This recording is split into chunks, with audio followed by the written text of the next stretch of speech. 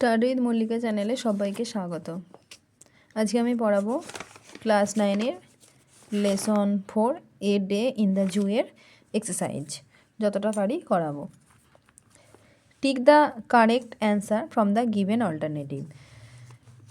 এখানে যে কটা অপশান দেওয়া আছে তার থেকে আমাদেরকে ঠিকটা খুঁজে বার করে টিক দিতে হবে। The average day in a zoo being just before. গড়পড়তা চিড়িয়াখানার দিন শুরু হয় ঠিক কিসের আগে? ডন, ভোরের ঠিক আগে।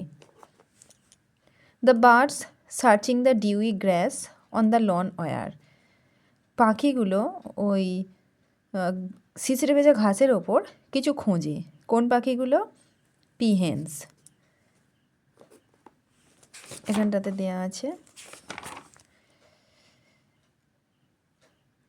যে peahens searching the dewy grass.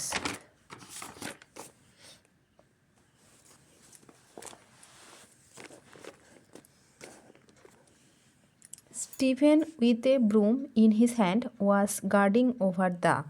Stephen ঝাঁটা হাতে কাদের ওপর নজরদারি করে? এপস, বন মানুষদের ওপর নজরদারি করে। The name of the black Celebes ape was. কালো সিলেবেস এপদের নাম কি? Atom.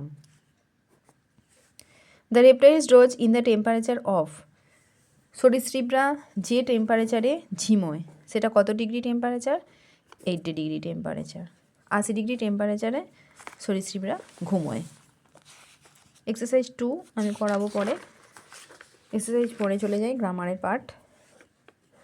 Classify the underline adverbs according to their function in the chart given below. যে ক্লাসিফাই দ্য আন্ডারলাইন অ্যাডভার্বস, যে অ্যাডভার্বগুলোর নিচে আন্ডারলাইন করা আছে সেগুলোকে আমাদের যে যে জায়গায় বসাতে হবে। এখানে একটা ছক করে দেওয়া আছে। দেখো, একটা লেখা আছে ম্যানার, একটা টাইম, একটা প্লেস, একটা ফ্রিকোয়েন্সি। যেটা যেভাবে হবে সেটা আমাদের বসাতে হবে। I have already done the job. Already, ইতিমধ্যে। টাইম বোঝানো হচ্ছে, তাই এখানে টাইমের জায়গায় already. Bappa can go এনিহার for his work. Bappa তার কাজের জন্য যেখানে ইচ্ছা যায়।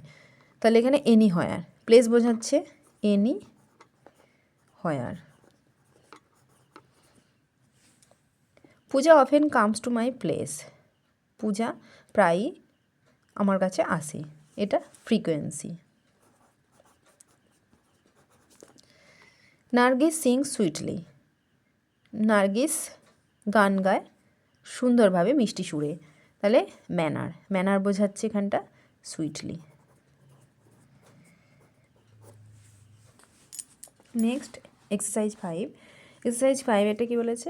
Underline the clauses in the following sentences and state what kind of clauses they are. এখানে যেগুলো ক্লজ তার নিচে আন্ডারলাইন করতে হবে, আর কি তারা কী টাইপের ক্লজ সেগুলো আমাদেরকে লিখতে হবে। দেখো, নাম্বার এতে কি বলেছে? As he was not there I spoke to his brother. যদি সে সেখানে না থাকতো আমি তাহলে তার ভাইয়ের সঙ্গে কথা বলতাম। এটা হবে adverb, adverbial clause. Adverbial clause. আর এখানে ক্লজটা হচ্ছে, এটা হচ্ছে মেন ক্লজ অর্থাৎ প্রিন্সিপাল ক্লজ, আর এটা হচ্ছে সাবঅর্ডিনেট ক্লজ, ডিপেন্ডেন্ট ক্লজ। এই ক্লজটা হচ্ছে অ্যাডভার্বিয়াল ক্লজ। প্রথমত একটা অ্যাজ দিয়ে শুরু হয়েছে। অ্যাডভার্বিয়াল ক্লজ অ্যাজ দিয়ে শুরু হয়, আর তাছাড়া ক্লজে কারণ ও ফলাফল দুটোই থাকে। এখানে যদি না থাকতো তাহলে আমি কথা বলতাম। কারণ ফলাফল দুটোই বোঝাচ্ছে, তাই এটা adverbial clause. The house where Nazrul was born is in Churulia. The house, বাড়িটি যেখানে নজরুল জন্মগ্রহণ করেছিলেন চুরুলিয়ায়। তাহলে হোয়ার, হোয়ার নজরুল ওয়াজ ব্রন, এটা হচ্ছে ক্লজ। এই ক্লজটাকে বলবো আমরা adjective clause. JECTIV, adjective clause. কেননা WH ওয়ার্ড হোয়ার দিয়ে শুরু হয়েছে।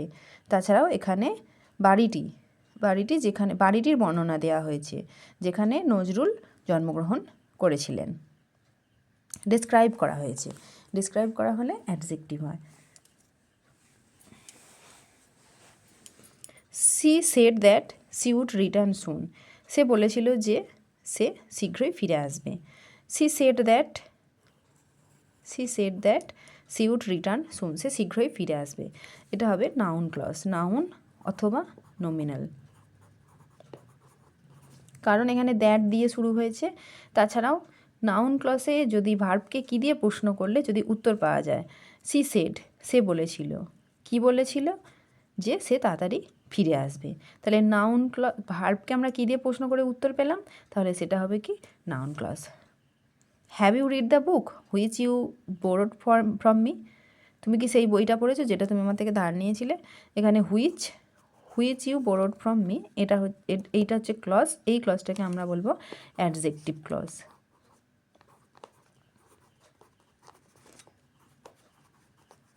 কেন না, এটা WH হুইচ দিয়ে শুরু হয়েছে, তাছাড়াও এখানে বর্ণনা দেওয়া হয়েছে, অতএব এটা অ্যাডজেক্টিভ ক্লজ।